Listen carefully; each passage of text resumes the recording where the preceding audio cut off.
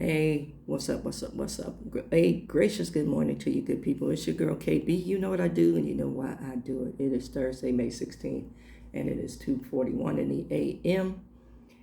And I'm looking my hood best. You know, my hat. I am known for wearing hats, but because I have starter locks, I don't normally wear my hats because, yeah, it's a hair thing. At any rate, today I decided to wear a hat, and I feel at home in my baseball caps. I need to say that. And most of them say something about New York because I'm proud of my state. Um, Anywho, that has nothing to do with my message. I don't remember yesterday evening too much because it's all a blur. I got home. I was dog tired. Haven't been sleeping well. But on the way home, I reflected on a couple of messages that I read and a couple of things that I heard throughout the day. And there's one instance, it's something that's in my personal life, and I've committed to praying about it every time I revisit the thought, or every time I want to get, in my feelings about it. So I've committed to pray about it. And as I was praying, I thought about something that Pastor Jerry Flowers said on his recordings. And I believe he was speaking with his mother, who was also in ministry. And they were talking about the enemy and sin, and how the enemy entices. Excuse me, I gotta get these glasses adjusted or my ears lengthened. And how the enemy entices and just kind of constantly bombards you with old news because he doesn't know anything new and wants you to respond to, old messages. And the thing that they pointed out is that the enemy is not omniscient.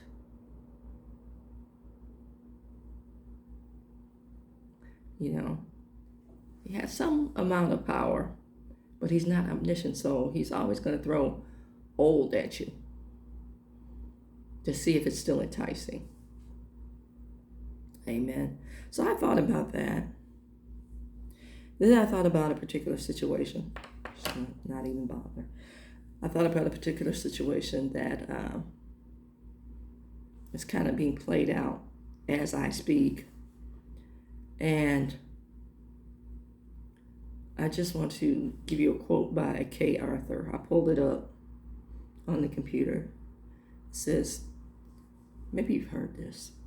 It says, sin will take you farther than you want to go, keep you longer than you want to stay, and cost you more than you want to pay. And all I could think about was this quote, and an amen. Many of us, many of us, are currently entertaining the enemy in that thought, that Jerry Flowers spoke about. Many of us, the oldest looking enticing.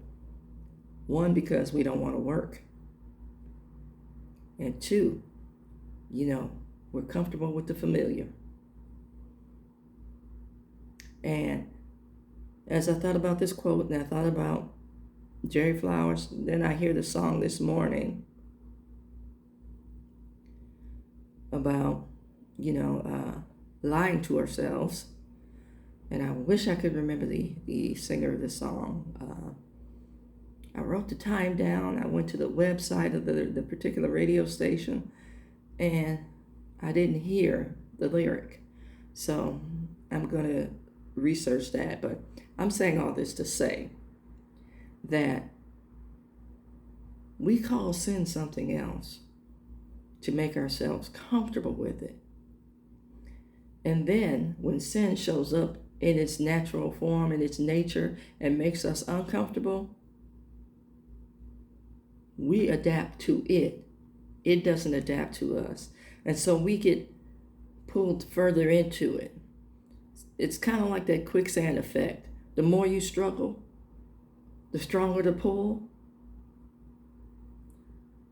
We need to, and I hate to say this, but because some of you are going to take it the wrong way, we need to relax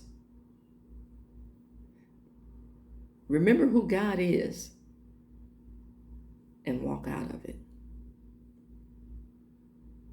Okay, so now there's 3 steps. Relax, stop the fighting.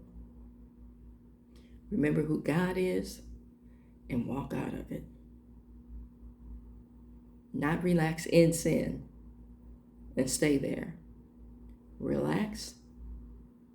Remember who God is and walk out of it.